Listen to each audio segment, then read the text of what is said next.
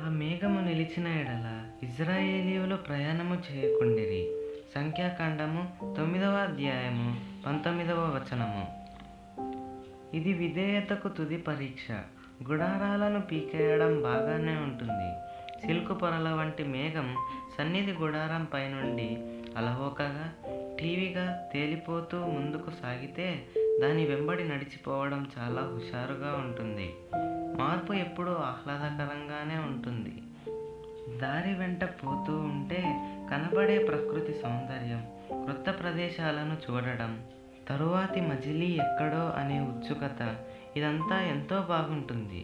కానీ ఉన్న చోటే ఆగిపోవడం అన్నదే బహు కష్టం. ఆ ఉన్న ప్రదేశం గాలి గంతా లేకుండా ఉన్నా, సదుపాయాలేమీ లేకుండా ఉన్నా, ఒంటికి ఎంత సరిపడకున్నా, అది మన సహనాన్ని ఎంత పరీక్షించినా, ప్రమాదానికి ఎంత చేరువైనా అక్కడే తిష్ట వేసుకొని కూర్చోవడం తప్ప గత్యంతరం లేదు. కీర్తనాకారుడు ఇలా అంటాడు: ప్రభువు కొరకు ఓపికతో కనిపెడుతున్నాను, ఆయన నా మొరను చెవినిచ్చి ఆలకించాడు. అప్పటి పాత నిబంధన పరిశుద్ధుల కోసం చేసిన పనులను అన్ని కాలాల్లోనూ చేయగలడు. కానీ దేవుడు మనలను కొంతకాలం ఎదురు చూస్తూ ఉండనిస్తాడు. హడలగొట్టే శత్రువులకు ముఖాముఖిగా, కంగారు పెట్టే పరిస్థితుల్లో, ఆపదలు చుట్టుముట్టినప్పుడు మనలను అక్కడే ఉండమంటాడు.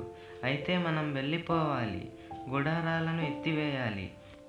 ఇప్పటికే సర్వనాశనం అయిపోయేంతలా బాధలు పడి ఉన్నాం.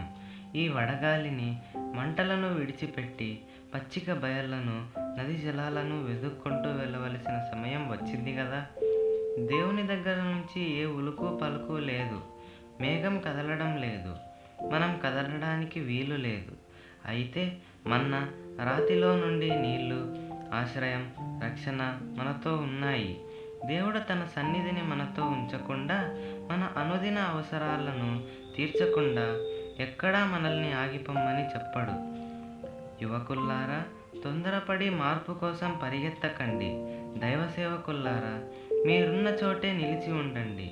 మేఘం కదిలేదాకా మీరు కదలడానికి వీల్లేదు. ఆయన తనకు ఇష్టమైనప్పుడు మీకు అనుమతి ఇస్తాడు. చతికిలబడి ఉన్నాను, లేచి పరిగెత్తాలని కంగారు, కోరుకున్న చోటే వేరే ఉంది. అయితే అంతకన్నా ఆయనపై ఆధారపడాలని ఉంది. నా కుమారి, కదలకు, అన్యులు నశిస్తున్నారు, నేనేమీ చేయలేకున్నాను. వాళ్ళని చేరాలనుంది, కానీ దేవునిపై ఆధారపడాల్సి ఉంది. పొందడం మంచిది, ఇవ్వడం మరీ మంచిది. అయితే అడుగడుక్కి, క్షణక్షణానికి, అన్ని వేళల్లో దేవునికి లోబడిపోవడం అన్నిటికంటే ఉత్తమం.